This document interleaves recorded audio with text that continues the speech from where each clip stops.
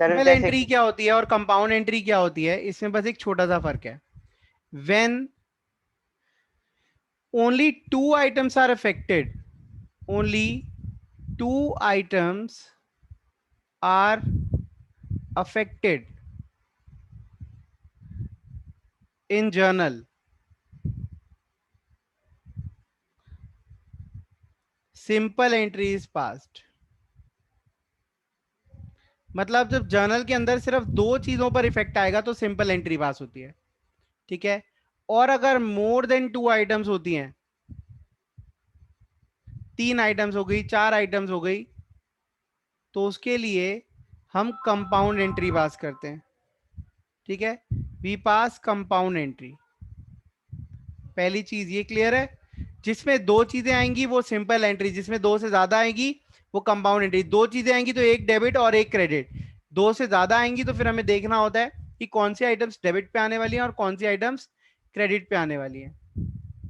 ठीक है.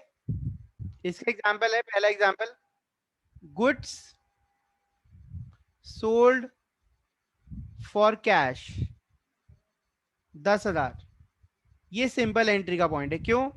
जब हम कैश में माल बेचते हैं तो कैश डेबिट होता है, कैश अकाउंट डेबिट, और सेल्स क्रेडिट होती है. तो यहां पे तो दो ही चीजें आई, कैश और सेल्स. अब दूसरा एग्जांपल कंपाउंड एंट्री का, goods sold to Sharma for ₹80,000 on credit and ₹20,000 for cash. हमने शर्मा को माल बेचा, 80,000 उधार दिया और 20,000 कैश. तो इसकी जर्नल एंट्री क्या हो जाएगी? जरा दिमाग लगाइए, स्टेप्स बनाइए. स्टेप्स क्या क्या बनेंगे? Step number 1, step number 2, step number 3. सबसे पहली चीज, मैंने सेल कितने की करी? मेरी सेल्स बढ़ गई कितने से? 1 लाख रुपए से. सेल्स बढ़ती है तो रिवेन्यू बढ़ता है, और रिवेन्यू बढ़ता है तो क्रेडिट. मेरे पास कैश कितना आया? कैश आया 20,000 रुपए. कैश बढ़ता है तो एसेट बढ़ती है, और एसेट बढ़ती है तो डेबिट. 80,000 रुपए मैंने लेने हैं, मतलब शर्मा से मैंने पैसा लेना है. शर्मा से मैंने पैसा लेना तो मेरे डेटर्स बढ़ गए. डेटर्स बढ़ गए तो एसेट्स बढ़ती हैं, एसेट्स बढ़ती हैं तो डेबिट. तो यहां पर देखिए दो चीजें डेबिट हो रही है और एक क्रेडिट हो रही है. इसको रिकॉर्ड कैसे करेंगे? Cash account debit 20,000, Sharma debit 80,000. Sharma से पैसा लेना है. ठीक है. तो ये हमारी कंपाउंड एंट्री हो गई जिसमें दो से ज्यादा आइटम्स आ गई, 1 लाख. इस पे कोई डाउट है तो पूछ लो. अब हम ये क्वेश्चन करने जा रहे हैं फॉर प्रैक्टिस. ठीक है. और ये क्वेश्चन क्या कहता है देखिए जरा. Ramesh started business with cash. अच्छा, पहले तो क्वेश्चन पढ़ना है. Following transaction of Ramesh for April 19 are given below, journalize them. आपने इसको जर्नलाइज करना है. तो ये हमारा फॉर्मेट बन चुका है. Yes sir. अब देखिए, date, particulars, LF, debit and credit. पहला है Ramesh started business with cash. इसकी एंट्री तो हमें अच्छे से पता ही है. वर्किंग्स अगर आप करना चाहो तो कर सकते हो. कैश बढ़ता है और कैपिटल बढ़ती है इस एंट्री में. कैश बढ़ता है डेबिट, कैपिटल बढ़ती है तो क्रेडिट. तो 1 अप्रैल, अच्छा ईयर लिखेंगे 2019, 1 April, cash account debit to capital account. कितने से? 1 लाख रुपए से बिजनेस शुरू करा था तो 1 लाख यहां आ जाएगा.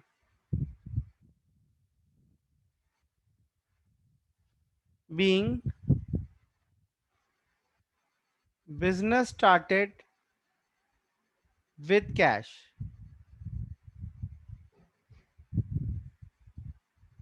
Next, paid into बैंक 2 अप्रैल. बैंक में पैसा हमने जमा कराया, तो बैंक में जब हम पैसा जमा कराते हैं तो बैंक बैलेंस बढ़ जाता है और कैश का बैलेंस कम हो जाता है. कितने से? 20,000 से। तो बैंक डेबिट और कैश क्रेडिट हो जाता है। तो इसकी जर्नल एंट्री बन जाती है bank account debit to cash account 20,000। यहां आ जाएगा being amount deposited to bank. ठीक है, अब मैं नरेशन स्किप करूंगा और नरेशन का काम हो गया आपका। आपने जरूर लिखनी है, ओके मैं स्किप सर। करूंगा। ठीक है, अब हम आगे चलते हैं। थोड़ा जल्दी क्वेश्चन करने के लिए करना पड़ेगा मुझे skip. Bought goods for cash, मैंने कैश पर गुड्स खरीदे। जब हम गुड्स खरीदते हैं तो हमारी परचेज बढ़ती है, परचेज बढ़ती है तो खर्चा बढ़ता है, खर्चा कैश बढ़ता है तो कम डेबिट। होता है। और कैश कम हो जाता है, कैश कम होता है तो एसेट कम होती है, एसेट कम होती है तो क्रेडिट। क्रेडिट। ठीक है, तो यहाँ पर एंट्री क्या आ गई? 3 अप्रैल को परचेज अकाउंट डेबिट तो cash account. To cash account. कितना अमाउंट आ जाएगा यहाँ पे? 50,000। इतना सिंपल सिंपल, ये सारी एंट्री सिंपल एंट्रीज हैं। Yes sir. ठीक है, यहाँ आ जाएगा being goods purchase for cash. Next, 4 April drew cash from bank for office use. Cash निकाला बैंक से ऑफिस यूज के लिए। अब हम कैश निकाल रहे हैं बैंक से, तो कैश तो बढ़ रहा कैश है और बैंक कम हो रहा है। हो गया। यस। ठीक है, तो यहाँ पर 10,000 रुपए cash account debit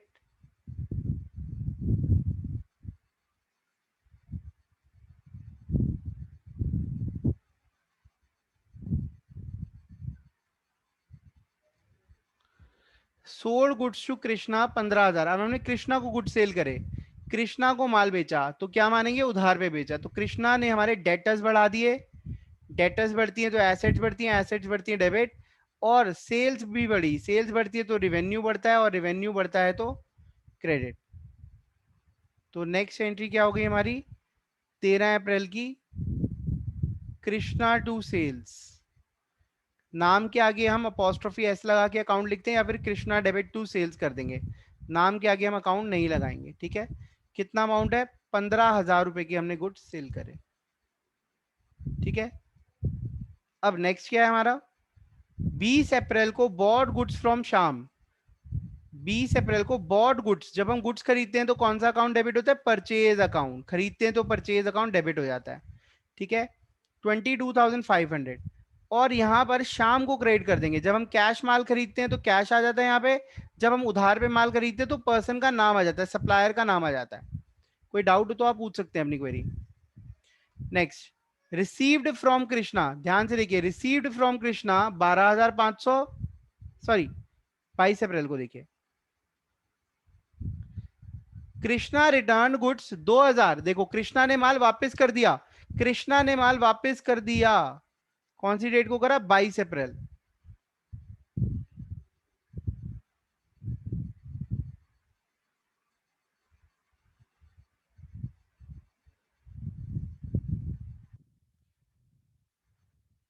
twenty second April को कृष्णा ने माल वापस कर दिया। जब माल वापस आ जाता है तो हम उसको लिखते हैं सेल्स रिटर्न, है ना। और किससे माल वापस आया? कृष्णा से माल वापस आया। सेल रिटर्न हमारे रिवेन्यू को कम करती है, सेल रिटर्न हमारे रिवेन्यू कम करती है, तो ये डेबिट हो गई। और कृष्णा जिसने हमें माल वापस किया, हमने उसको पैसा लौटाना है। जब हम उसको पैसा लौटाएंगे तो वो हमारे लिए लायबिलिटी बन गया, लायबिलिटी बढ़ रही है तो क्रेडिट। तो इसकी एंट्री बन गई sales return account debit. Workings बहुत अच्छे से समझना, sales return account debit to Krishna. इसने कितने का माल वापस कर दिया? इसने माल वापस कराया 2,000 रुपए का। Then received from Krishna allowed him discount. 12,500 Krishna से मिले और हमने उसको 500 रुपए का डिस्काउंट दे दिया। ये देखो कौन सी डेट पर? 24 अप्रैल। 24 अप्रैल की आप वर्किंग सीखेंगे, ये हमारी सारी वर्किंग्स चलेंगी यहाँ पे। ठीक है, ये सारी वर्किंग्स हैं।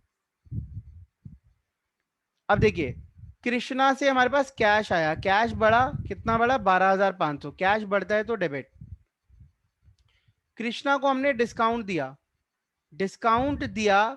डिस्काउंट जब हम किसी को देते हैं तो हमारे खर्चे बढ़ते हैं, खर्चे बढ़ते हैं तो डेबिट। ठीक है, और कृष्णा, कृष्णा हमारा डेटर था, अब डेटर कम हो गए, डेटर कम होते हैं तो क्रेडिट, क्योंकि एसेट्स कम होती हैं। तो यहाँ आएगा 500 डेबिट, यहाँ 12,500 डेबिट, और क्रेडिट कितने से होगा? 13,000 से। इस पे कोई डाउट है तो एक बार पूछ लो। दोबारा एक्सप्लेन कर रहा हूं। हमें कृष्णा से पैसा रिसीव हुआ, तो कैश हमारे पास रिसीव हुआ 12,500। कैश बढ़ा 12,500 से, एसेट्स बढ़ी, एसेट्स बढ़ती हैं तो डेबिट। ठीक है, कृष्णा को हमने डिस्काउंट दिया, डिस्काउंट कितने का दिया? 500 रुपए का। डिस्काउंट देना एक्सपेंस का पार्ट है, ठीक है, और अगर हमारे एक्सपेंस बढ़ रहे हैं तो वो क्या हो जाएगा? डेबिट। और कृष्णा, थर्ड कौन है? कृष्णा, थर्ड आइटम का नाम।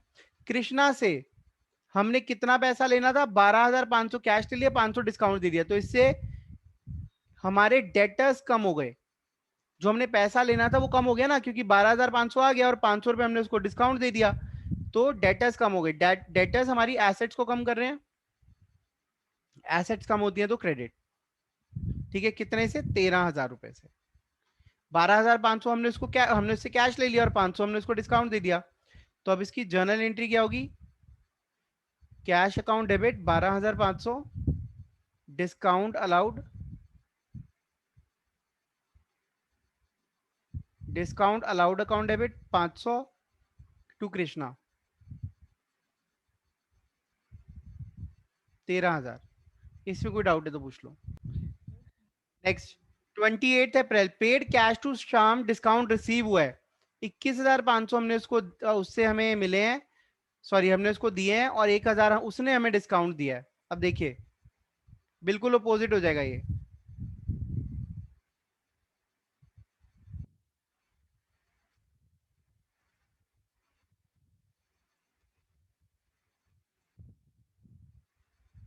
अट्ठाईस अप्रैल, अब आपने कैश पे करा है, कितना कैश पे करा है? 21,500। तो कैश कम होता है तो क्रेडिट। आपको डिस्काउंट मिला है, डिस्काउंट कितने का मिला है? 1,000 रुपए का। डिस्काउंट मिलने से आपकी कमाई में बढ़ोतरी हुई, आपके लिए फायदे की चीज है, तो कमाई बढ़ती है तो क्रेडिट। ठीक है, अब आपने किसको पैसा देना था? शाम को। शाम, क्रेडिटर। शाम आपके लिए क्या था? लाइबिलिटी। अब आपकी लाइबिलिटी पैसा देने से कम हुई 22,500 से, तो लाइबिलिटी कम होती है तो डेबिट। तो यहां पर एंट्री क्या बन जाएगी? शाम डेबिट हो जाएगा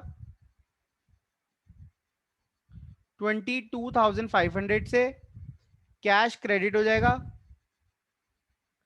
21,500 से, और डिस्काउंट रिसीव्ड भी क्रेडिट हो जाएगा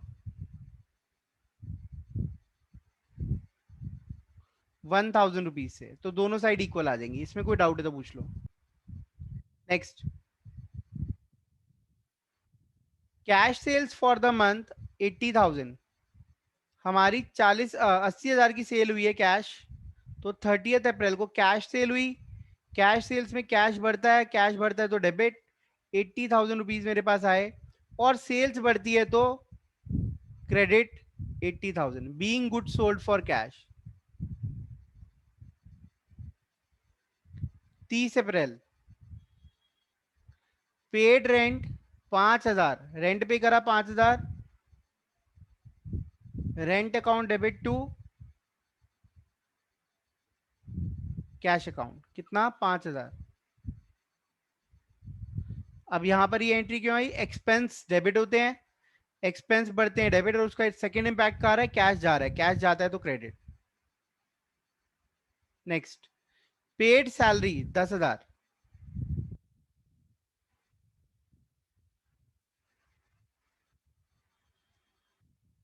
salary account debit 10,000 to cash account.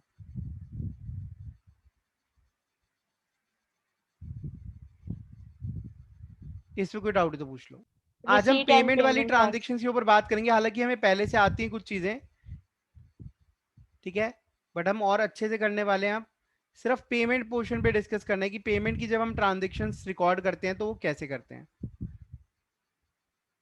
यहाँ पर इस क्वेश्चन में भी काफी सारी चीजें हमने सीखी पेमेंट्स वाली। देखिए, सबसे पहली चीज यहाँ पर हमने ये सीखनी है, कैश पेड। अगर हम कोई भी कैश पेमेंट कर रहे हैं,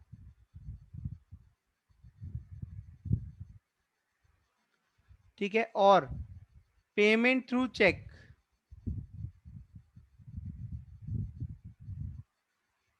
तो उसको हम रिकॉर्ड कैसे करेंगे? हम पेमेंट किसको करते हैं? किसी भी पर्सन को, उस पर्सन का अकाउंट, या हम कोई खर्चे की पेमेंट करते हैं, ठीक है, या फिर हम कोई लाइबिलिटी की पेमेंट करते हैं, यही होता है ना। तो जब भी जिसकी भी हम पेमेंट कर रहे हैं हम उसको डेबिट कर देते हैं, और हम क्रेडिट किसको करते हैं? कैश या फिर बैंक को। That's it. ये पेमेंट की ट्रांजेक्शन्स ऐसे रिकॉर्ड होती है, बस पेमेंट करोगे तो वो ऐसे ही रिकॉर्ड होती है, इसका और कोई तरीका नहीं है। रिसीट के अंदर there are many ways. Cheque आ रहा है तो क्या होगा, कैश आ रहा है तो क्या होगा, फिर चेक बाउंस हो रहा है तो क्या होगा, ठीक है। लेकिन जब हम पेमेंट करते हैं तो कैश एंट्री, कैश या बैंक क्रेडिट कर देते हैं, पेमेंट हो गई। चेक हम तभी किसी को देते हैं जब हमारे पास होता है पैसा, तो हमारा चेक बाउंस होने के चांसेस बहुत कम होते हैं, ठीक है। अब मैं बात करने वाला हूं आज ई पार्ट के बारे में, दैट इज बैंक ट्रांजेक्शन्स।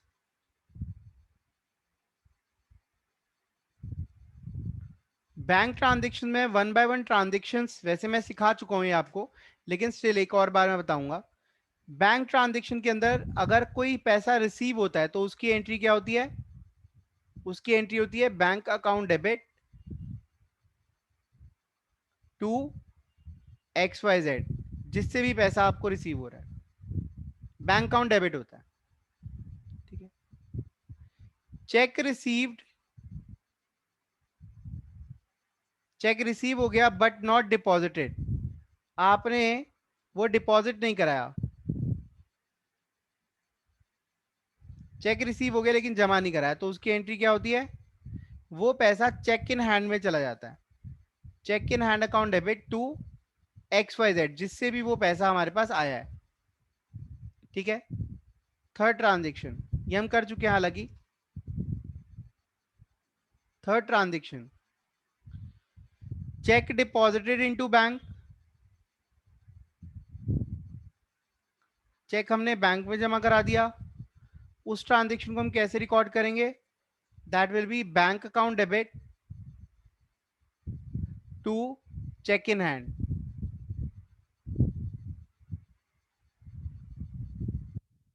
ठीक है।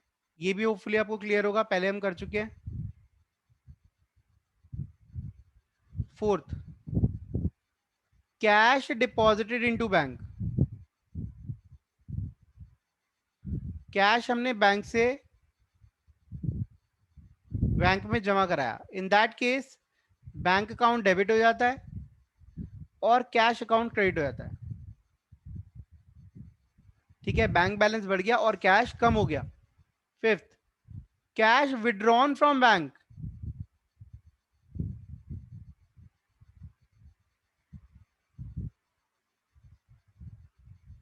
ठीक है, बैंक से पैसा हम निकाल रहे हैं, in that case cash account debit to bank account. Next, bank charges, अगर बैंक कोई चार्जेस लगा देता है आपके ऊपर तो उस केस में क्या होता है? बैंक चार्जेस डेबिट हो जाते हैं, क्योंकि खर्चा हो गया, नुकसान हो गया है ना, बैंक ने चार्जेस लगा दिए, तो इसको हम एक्सपेंसेस में रिकॉर्ड कर देते हैं, और बैंक बैलेंस कम हो जाता है इसलिए हम बैंक को क्रेडिट कर देते हैं, ठीक है। नेक्स्ट, और क्या क्या सर चीजें हो सकती हैं? और भी बहुत सारी चीजें। बैंक इंटरेस्ट, अगर आपको बैंक इंटरेस्ट मिल रहा है रिसीव्ड, तो इन दैट केस आपका बैंक का बैलेंस बढ़ जाता है, bank account debit to interest received, interest receive credit हो जाता है क्योंकि आपकी इनकम है, कमाई है। और क्या क्या हो सकता है, और क्या क्या चीजें हो सकती हैं? हाँ, चेक डिसऑनर्ड, अगर चेक जो आपने जमा कराया वो डिसऑनर हो जाए, आपने अपने बैंक के अंदर किसी का चेक जमा कराया और वो डिसऑनर हो गया, इन दैट केस बैंक क्रेडिट हो जाता है, हम अपने बैंक के बैलेंस को कम कर देते हैं, और जो भी एक्स वाई जेड है उसको डेबिट कर देते हैं। ये एक्स वाई जेड कौन है? जिसका भी चेक, जिससे भी हमने पैसा लेना है, मतलब डेटर, ये एक्स वाई जेड इंडिकेट करता है डेटर को। और क्या रह गया हमारा यहाँ पे, आप सोचो कौन सी ट्रांजेक्शन हमारी रह गई हैं। हाँ जी, ई पार्ट, आज हम इनकम्स के बारे में बात करने वाले हैं। हम इनकम्स को कैसे रिकॉर्ड करते हैं अपने बुक्स ऑफ अकाउंट्स के अंदर।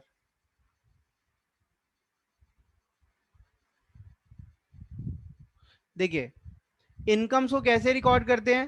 पहली एंट्री, सबसे पहले इनकम रिसीव्ड। अगर कोई भी इनकम आपको रिसीव हो चुकी है तो उसको आप कैसे रिकॉर्ड करेंगे। जब पैसा आता है और कमाई बढ़ती है तो कैश अकाउंट या फिर बैंक अकाउंट डेबिट हो जाता है टू इनकम रिसीव्ड।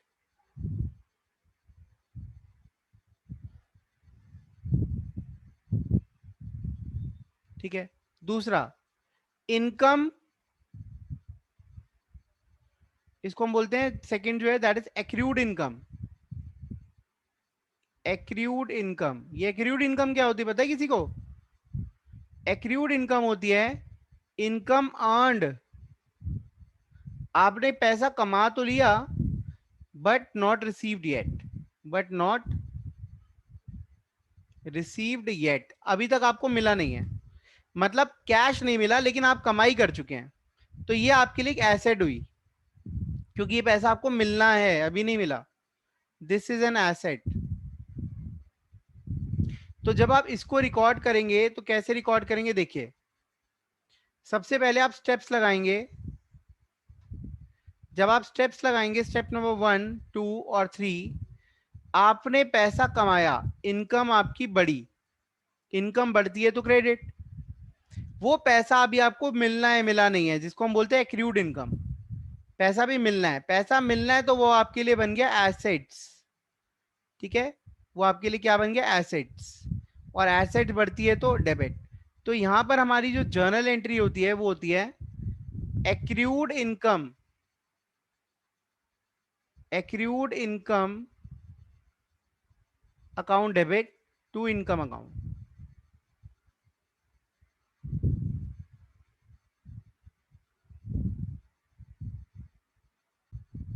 हाँ जी, तीसरी इनकम का तीसरा part, unearned income. Unearned income, ऐसी कमाई, ऐसा पैसा जो आपने अभी तक कमाया ही नहीं है।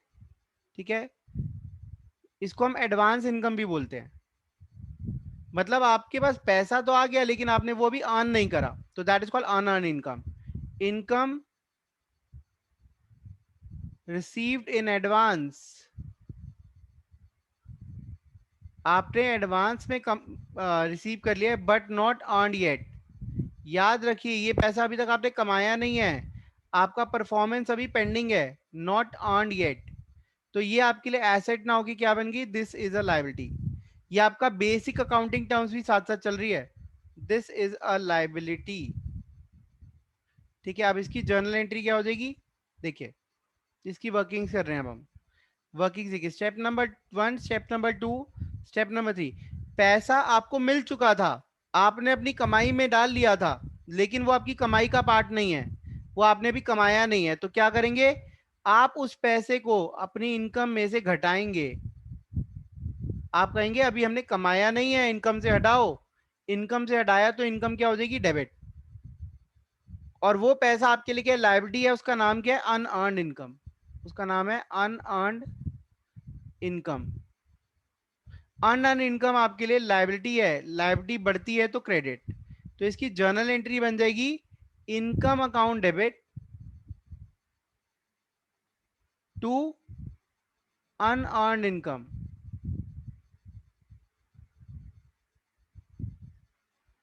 कोई डाउट है तो पूछ लो।